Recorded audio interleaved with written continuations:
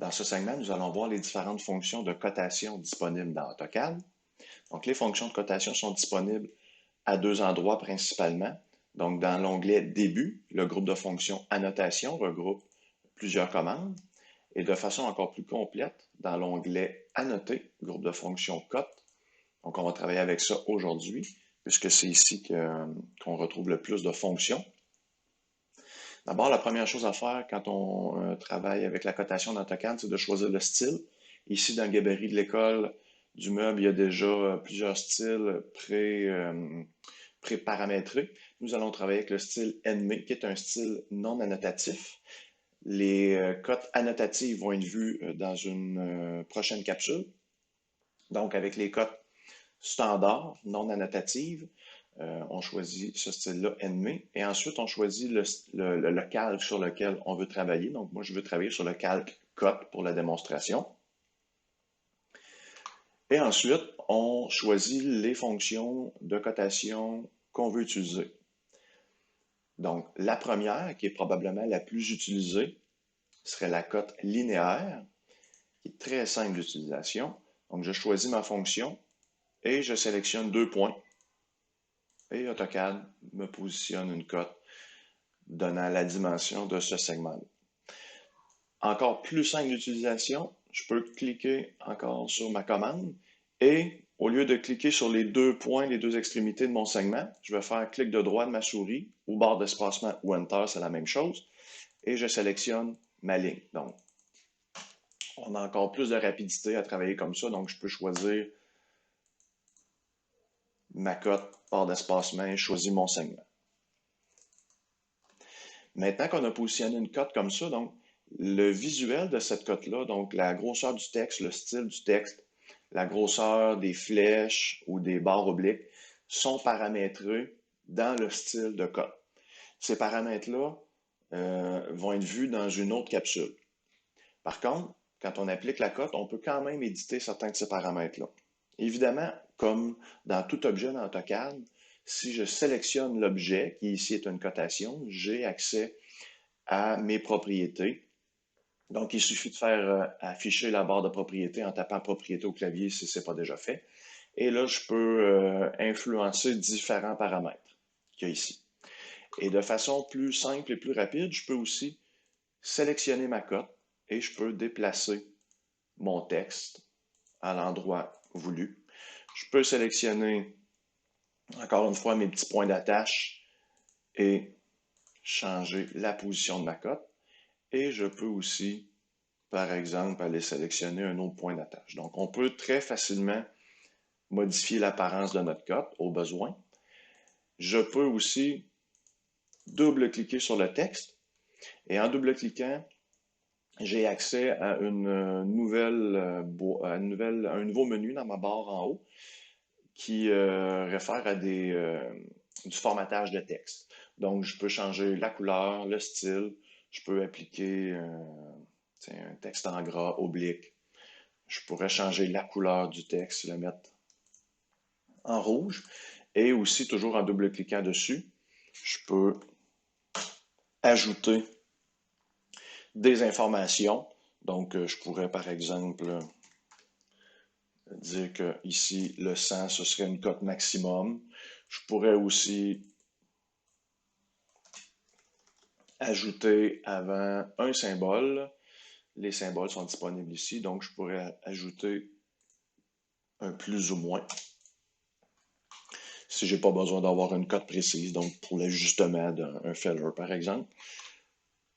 Donc, on peut changer différents paramètres très facilement comme ça, et ça, peu importe la fonction de cote qu'on utilise. Donc, que ce soit pour une cote linéaire, comme on vient d'utiliser ici, ou pour une cote angulaire ou pour une cote radiale. Donc, on peut toujours changer ces différents paramètres-là. Maintenant, je reviens aux fonctions de cotation. Donc, nous venons de voir la cotation linéaire.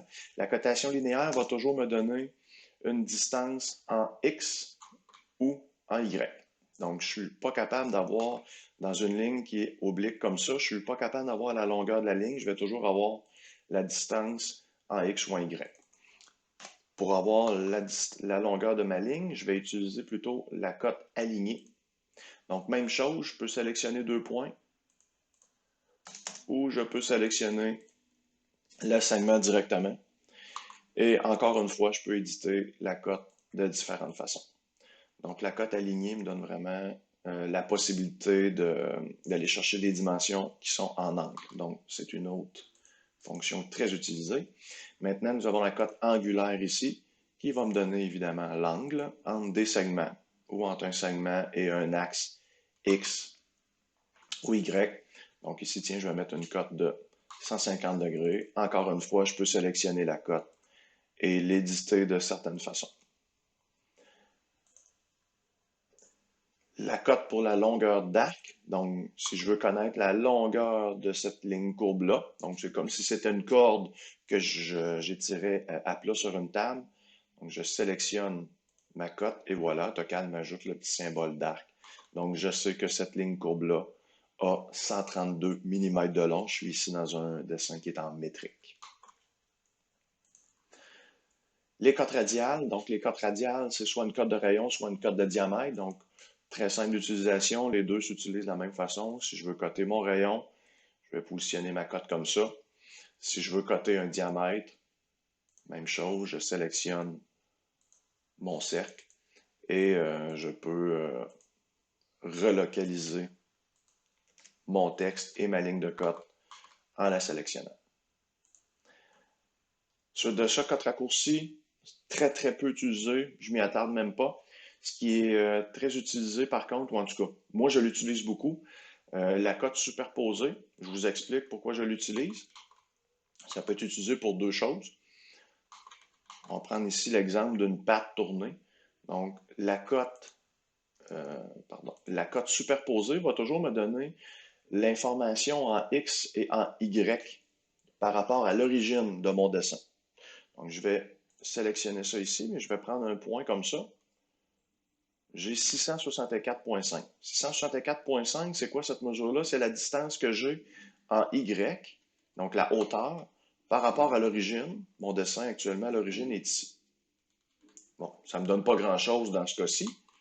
Par contre, je pourrais travailler avec une origine différente, donc je vais aller sélectionner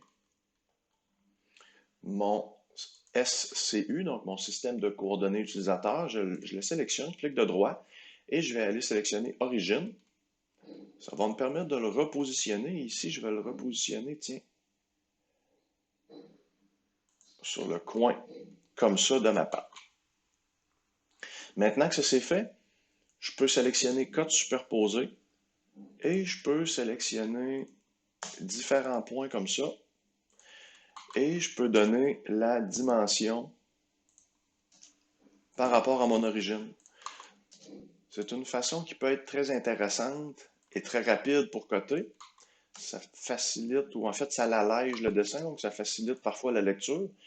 Et en contexte de fabrication, c'est assez rapide, dans le cas d'un tournage comme ça, d'aller tracer chacune de ces mesures. Donc, on accroche notre ruban à mesurer à une extrémité. On est capable de tout tracer nos dimensions sans avoir à faire de calcul. Donc, par rapport à notre origine. Ça peut être très intéressant. Et évidemment, ce que j'ai sur un axe est aussi disponible sur l'autre axe. Donc, je peux faire la même chose dans l'axe des X. Ah, voyez-vous ici, mon chanfrein n'est pas constant. J'ai 1,2 versus 1, donc je n'ai pas 45 degrés. Et je peux... Bon, ici, c'est pas tellement cohérent, mais pour l'exemple, tiens, je vais ajouter des cotes comme ça. Et voilà, j'ai des cotes par rapport à mon origine. Donc, si je veux aller coter l'origine d'une autre pièce, ben j'ai seulement qu'à déplacer mon origine de dessin et j'applique de nouvelles cotes.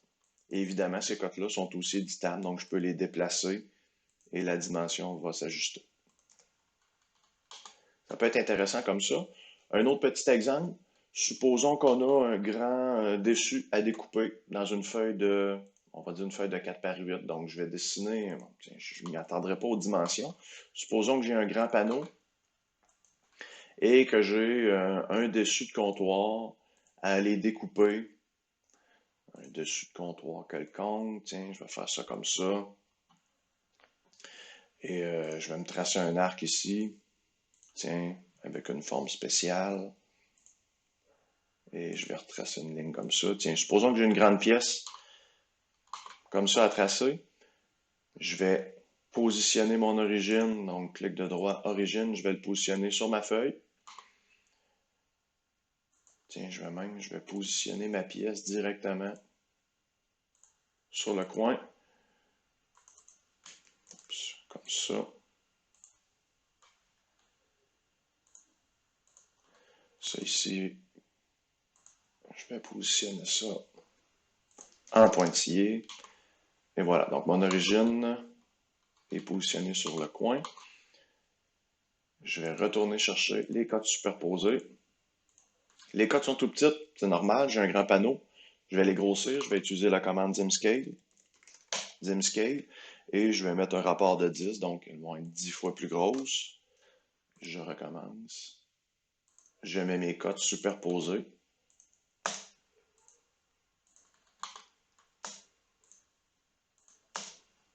Donc, chaque point peut être localisé comme ça, ce qui peut faciliter en atelier le traçage à l'établi. C'est-à-dire qu'encore une fois, je peux tracer à partir de mon origine chacun des points. Ça peut devenir plus rapide ou plus précis. Donc, c'est en fonction de ce qu'on a à faire. Donc, voilà pour les cotes superposées. J'utilise aussi le terme cote en absolu régulièrement. C'est la même chose, cote superposée, cotation en absolu. Pourquoi en absolu? Parce que c'est toujours en absolu par rapport à mon point 0, 0. Maintenant, les fonctions qu'il y a ici sont disponibles via une commande qui est un peu un hybride, qui est la commande cut ici, qui va me permettre, donc je vais juste remettre mon échelle, donc Zimscale, je vais le remettre à 0 pour avoir les cotes pour une vraie grandeur. Donc j'utilise la fonction cut ici, et ça va me permettre de soit sélectionner une ligne droite comme ça, sélectionner une ligne en angle. Donc quand je m'approche du segment, la commande prend effet.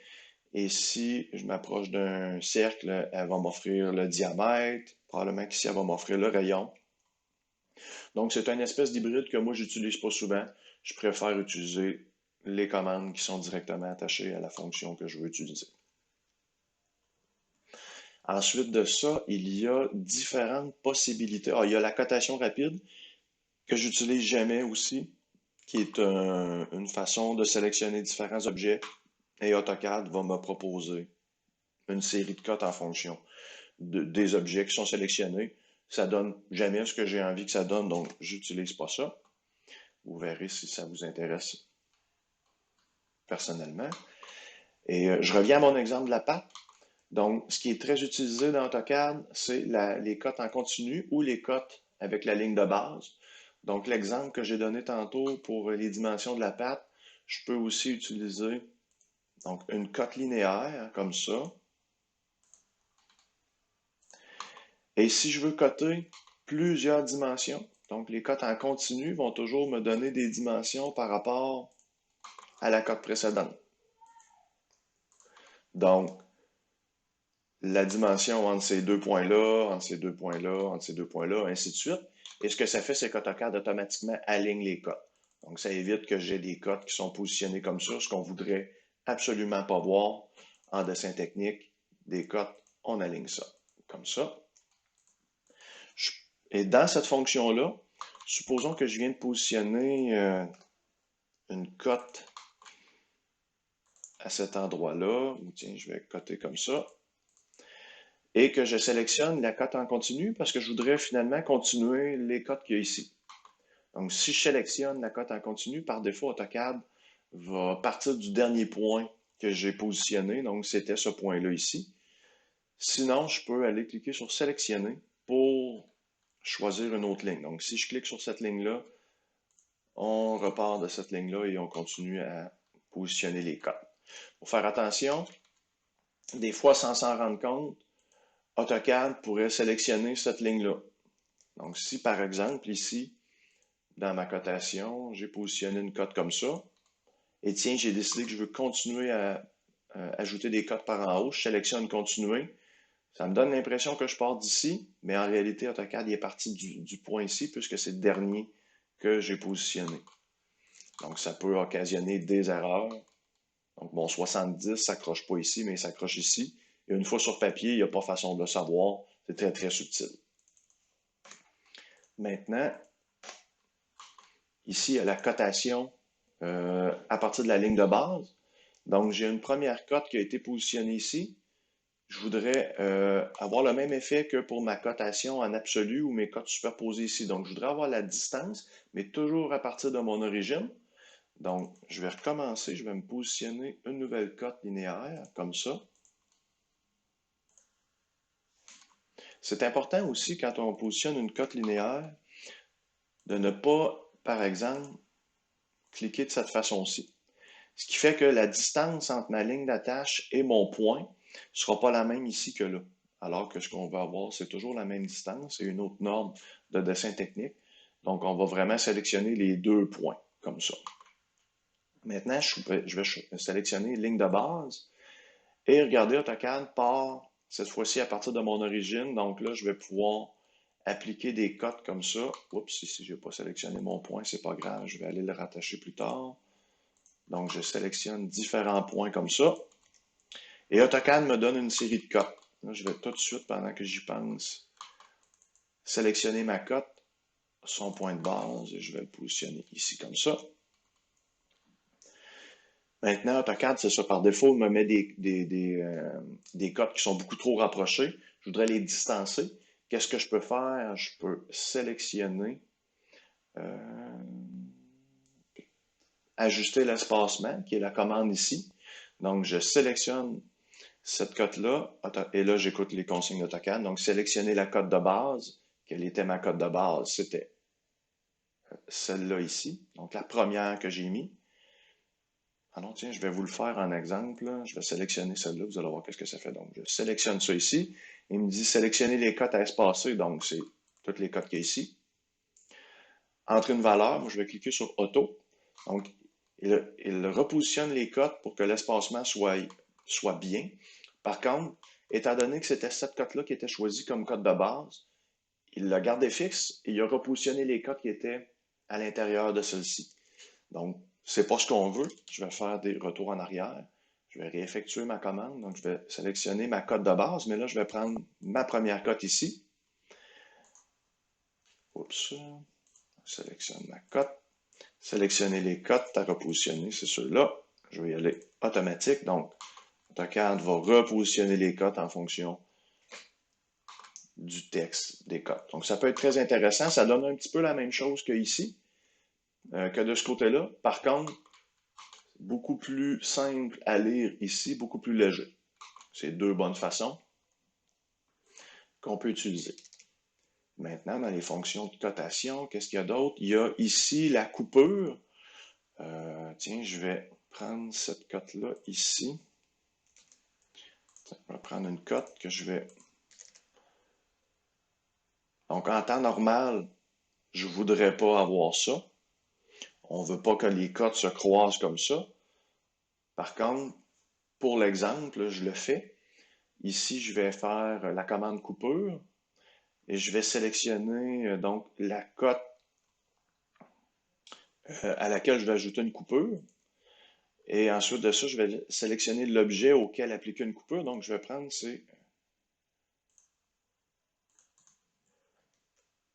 cette cote-là ici. Donc, voyez-vous, AutoCAD va couper la ligne d'attache en fonction de l'objet qu'il traverse. Je donne un autre exemple. Tiens, je vais tracer une forme ici comme ça. Cette cote-là, je voudrais la couper pour ne pas qu'elle traverse mon objet qui est un rectangle. Donc, je vais aller ici, sélectionner la coupure. Je vais sélectionner la cote. Ensuite de ça, je vais sélectionner l'objet. Et voilà, AutoCAD a appliqué une coupure dans ma ligne de cote. Si j'efface mon objet, la coupure s'enlève. On peut aussi appliquer une ligne de bris à une cote. Donc, si j'ai un élément comme ça, donc le même dessin, j'ai inséré un symbole de coupe, je vais lui donner une dimension. Elle est dessinée à 100.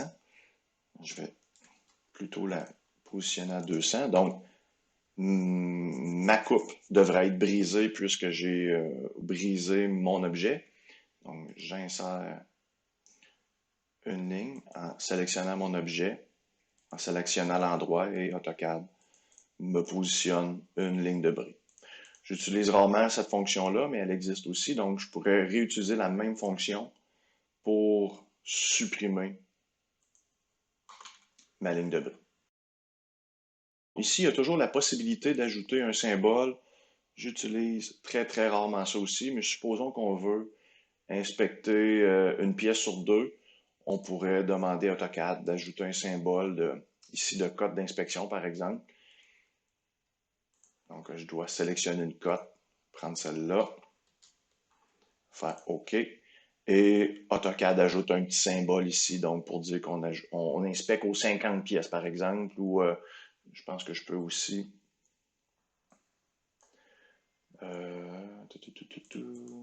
Donc, c'est ça. Aux 50 pièces, ça pourrait être une pièce sur deux. Bref, c'est une étiquette qu'AutoCAD ajoute, qu'on peut éditer un peu comme on veut. Donc, j'utilise jamais ça non plus, mais ça existe. Ensuite de ça, ici, bon, mettre à jour, on n'a pas besoin de voir ça pour le moment. Réassocier non plus. Ce qui pourrait être bien pour vous ensuite de connaître au niveau de la cotation ici. Donc, on a différentes petites variables qu'on peut appliquer. Je vais commencer par, tiens, ceux-là ici. On peut justifier à droite, au centre ou à gauche le texte d'une cote. Donc, c'est un petit peu accessoire. Donc, ici, je vais justifier à droite comme ça. Très simple d'utilisation, justifier à gauche. Ou si plutôt je veux réajuster au centre ma ligne. Personnellement, je sélectionne toujours mon texte pour le repositionner quand j'ai besoin. Sinon, par défaut, on laisse toujours le texte au centre. Ce qui peut être pratique, il y a ça ici, l'angle du texte, bon, c'est un petit peu un gadget encore une fois. Ce texte-là, je pourrais lui appliquer un angle, donc je sélectionne ma fonction, je sélectionne ma cote et j'indique un angle, je vais mettre 45 et AutoCAD me pivote à 45 degrés le texte. Très rare qu'on a utilisé ça. Ce qui pourrait être bien par contre, de savoir, ici j'ai une boîte qui est une isométrie, donc c'est un 2D, mais qui donne l'effet d'être un 3D, un faux 3D. Donc si je veux avoir la longueur, donc la profondeur de ma boîte, comme ça, donc cette distance-là, il faut que j'applique des cotes. Si j'applique une cote linéaire, il se produit quoi? J'ai la dimension en X ou en Y, donc je n'ai pas la longueur de ma ligne. Je n'ai pas le choix d'utiliser la cote alignée. Mais quand je mets une cote alignée comme ça, mes deux cotes ne sont pas à la verticale, ce qui ne devrait pas être le cas dans une cotation en 2D. Les cotes devraient être à la verticale ou à l'horizontale, donc mes lignes d'attache ici ne devraient pas être en angle. Qu'est-ce que je fais pour donner un angle à ces lignes, pour repositionner mes cotes? Dans ce cas-ci, je vais utiliser la fonction ici qui s'appelle oblique. Donc, je sélectionne la cote, je clique de droit pour confirmer, et AutoCAD me demande de lui donner l'angle d'inclinaison. Je vais simplement sélectionner 2 points à la verticale, et voilà, AutoCAD me repositionne la cote à la verticale. Je pourrais sélectionner les deux cotes, faire la même fonction, et AutoCAD me met les deux cotes. Comme ça, donc, j'utilise cette fonction-là exclusivement quand je veux coter un dessin isométrique. Personnellement, je ne l'utilise pas pour d'autres choses, donc ça peut être intéressant. Maintenant, ça fait pas mal le tour au niveau de la cotation. Deux dernières choses qui peuvent être pratiques dans AutoCAD. Les marques de centre. Donc, si je veux positionner le centre de ce cercle-là, ou tiens, je vais revenir à mon exemple ici. De dessus, j'ai une courbe et je voudrais positionner une marque de centre. Donc voilà, je peux la sélectionner. Donc je prends marque de centre, je sélectionne mon arc et je positionne le point de centre. Ici, il est beaucoup trop gros, donc je peux le redimensionner avec les lignes. Ah, voyez-vous ici, là. Je peux seulement l'agrandir. Donc j'aurai des paramètres à aller ajuster ici au niveau de la ligne de centre, qui est beaucoup trop grande pour ce que j'ai besoin. Donc j'utilise très rarement ça aussi. Et il y a le trait d'axe que je peux utiliser, tiens, on va dire ici. Par exemple, je voudrais avoir le centre, l'axe de centre de ce trou oblong-là. Je vais sélectionner deux éléments et AutoCAD me positionne un trait d'axe que je peux aller moi-même positionner sur le calque que je veux. Donc, par défaut, évidemment, AutoCAD le positionne sur le calque qui est courant. Donc, je vais aller le mettre sur le calque cut et je peux éditer sa longueur. Et ici, si je veux positionner une marque de centre, ça devrait être un peu plus logique. Voici, étant donné que mon arc est plus petit, la ligne de centre, le symbole est beaucoup plus petit. Donc, et là, je peux l'éditer comme je veux. Donc voilà, ça complète l'essentiel. Dernière petite chose, je peux aller, si vous n'aimez pas travailler avec le bandeau ici, il y a la barre d'outils cotation qu'on peut aller chercher dans AutoCAD en tapant la commande barre outils. Barre outils comme ça. Je clique là-dessus et je vais entrer le nom de la barre cotation. Enter. Et je vais faire Enter pour faire afficher ma barre. Et AutoCAD m'affiche la barre de cotation qui regroupe l'ensemble des fonctions qu'on vient de voir. Certaines personnes aiment mieux travailler avec ça, donc à vous de valider. Donc, si je veux l'effacer, ben, en fait, je peux la repositionner, évidemment, cette barre-là dans l'espace. Et sinon, je peux aussi l'effacer en cliquant sur le X. Donc, ça complète l'ensemble des notions à voir pour les commandes de cotation.